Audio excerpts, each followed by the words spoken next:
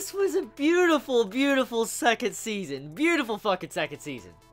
Like, seriously, this is perfect. Who am I fucking kidding? Like, seriously. Let's just talk about this. Let's just talk about this final, or this abomination of a final. I'm sorry. This was absolutely disgusting. But before I start going into those nitty-gritty details, let's just talk about what this episode does and what is just appalling for when you actually see this episode, the final. The thing is, okay, this season does not hold up to the standards of Season 1.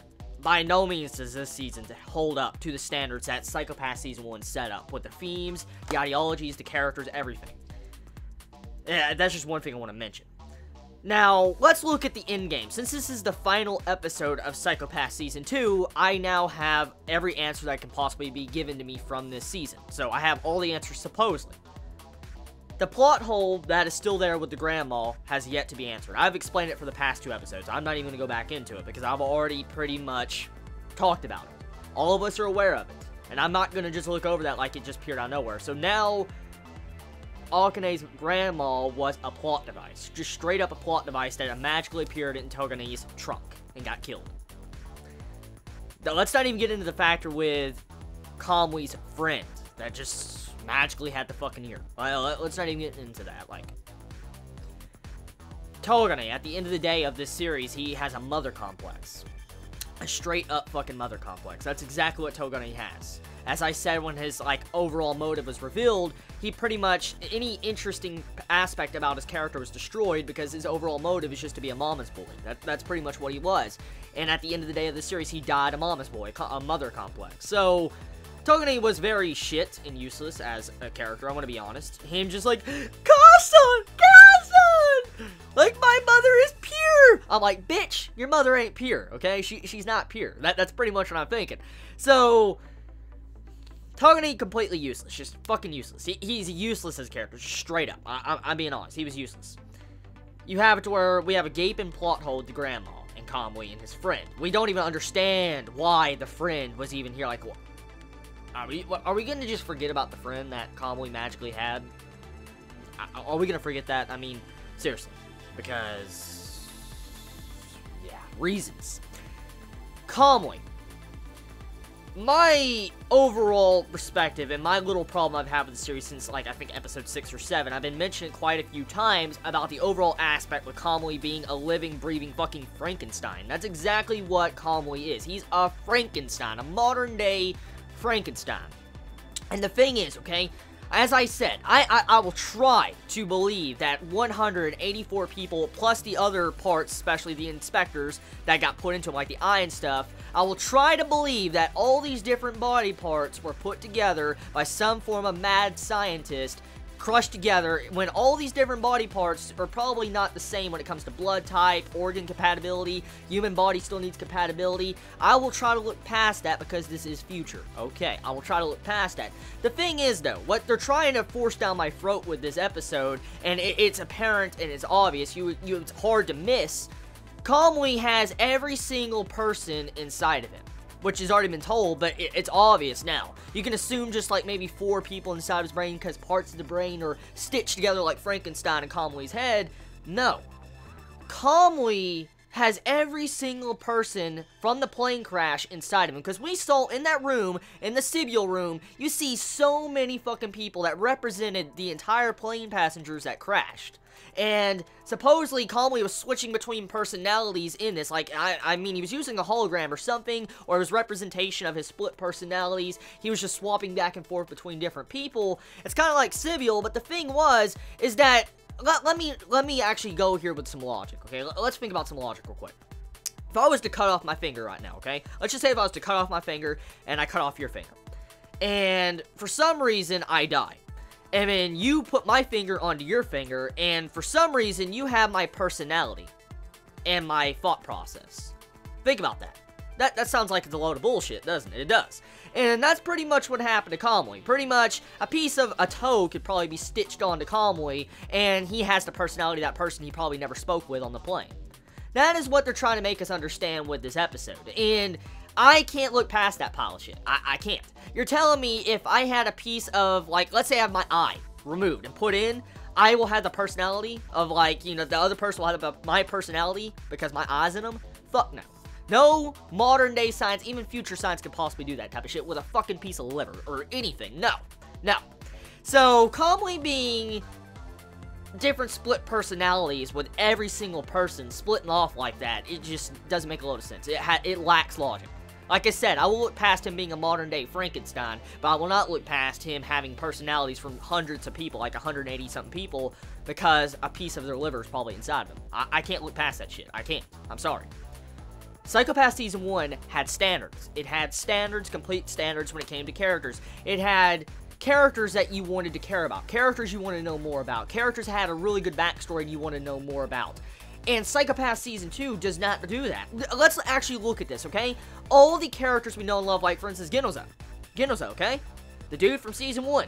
You might not remember him because he had no presence at all in Season 2. Seriously. No character at all had presence in Season 2. Like, barely useful at all. They only had a couple lines to progress the plot. They had no development. They were just there to be there. And like, Psycho Pass Season 1 had multiple characters that you could care about at the end of the day. Like, for instance, we remember the old man. Genoza's father fucking died. That was sad as fuck. I was sad. I really was.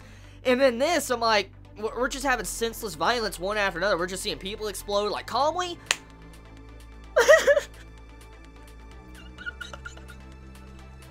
Fucking calmly, dude. Fucking calmly, dude. He fucking explodes, dude. Like, what? Fuck! What the fuck? What the fuck? This season is a mess. Oh shit, dude! Like, seriously, we just like.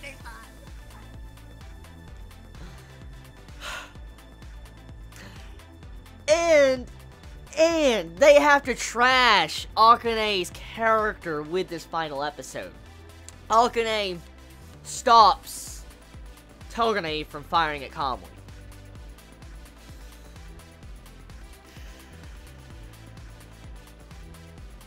That trashes Akane's character so much. Like, that destroys her fucking character.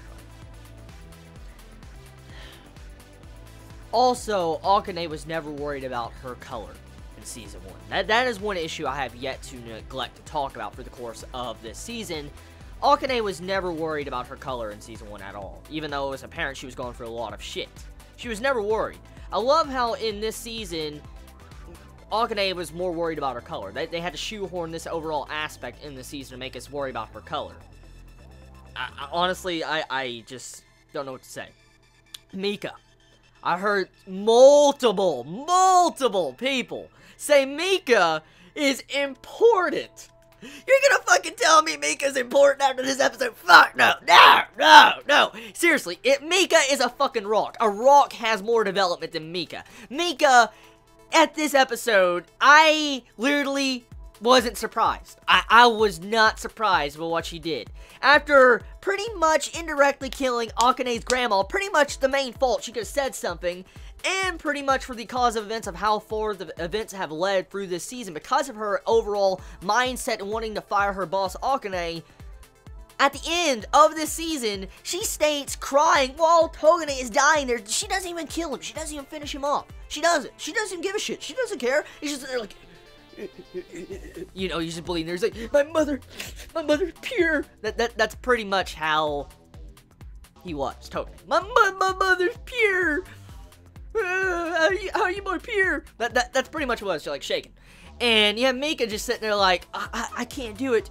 Sibyul's right. Sibyul's 100% right. Let's forget everything. And I'm like, you fucking kidding me? You kidding me? Mika, really? Yeah. I swear right now. You know what? I swear. When I watch that Psycho Pass movie 6 months from now, or 6 to 7 months from now, and I see Mika not mention anything from this season, I am gonna laugh my fucking ass off. I will literally laugh my ass off and dance. I will dance for you. I will fucking dance if I see Mika not remember anything from this season. If she really does like, not remember anything. I'm like, she is straight up one of the worst characters of 2014. She is one of the worst characters of 2014. She has no purpose besides being a bitch. That's pretty much what Mika is. And honestly, I prefer Angie from Cross Angie over Mika. I'm being honest. At least Cross Angie got slightly better. Fucking Mika, she's useless. She is a pile of fucking meat that needs to just get bitch slapped out of the series. She is useless. And it's not just that. There's so many issues with this season. So many issues. Like the Dominators from last episode. I didn't even want to mention it because I was just rolling with it. I'm like, oh, fuck it. I'm rolling with it. So I don't feel like dealing with it at the moment. Last week, Sibule got overloaded because of Dominators.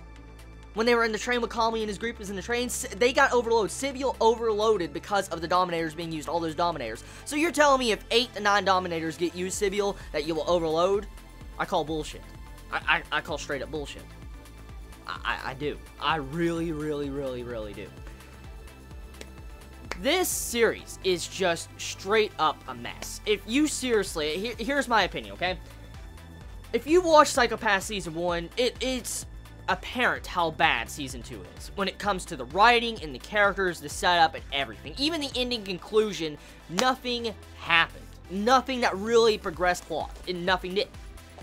And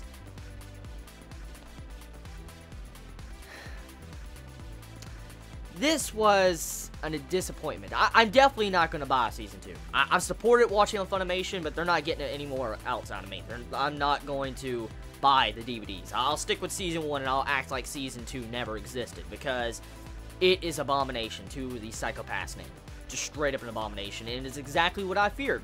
When you put the writer of Shit Torah onto a series as intelligent as Psycho Pass, then you are going to have probably a mess. And this makes my argument once again of why I hate the writer of Hamatora. The writer of Hamatora that wrote the anime of Hamatora, the anime original, wrote the script for this, Season 2. And it's disgusting. Just straight up disgusting. Like, I'm going to act like this did not exist. I want to just straight up act like Psycho Pass Season 2 did not exist, because seeing my series I love a lot from Season 1, I remember having so much fun watching this, turn into this pile of mess and shit and garbage. I'm sorry. I can't deal with it. I have respect for Psycho Pass. So, I guess I'm going to conclude it. The series is, honestly, either a 4 out of 10 or 3 out of 10. I'm being honest. It was a letdown. Straight up letdown. Tell me your thoughts in the comments below. I love you all so much. You have a wonderful day or night wherever you live. And let's hope that the movie of Psycho Pass will just rectify these mistakes from the writer of Shit Torah. So tell me your thoughts in the comments below. You all have a wonderful day or night wherever you live. Please be safe. Chibi out.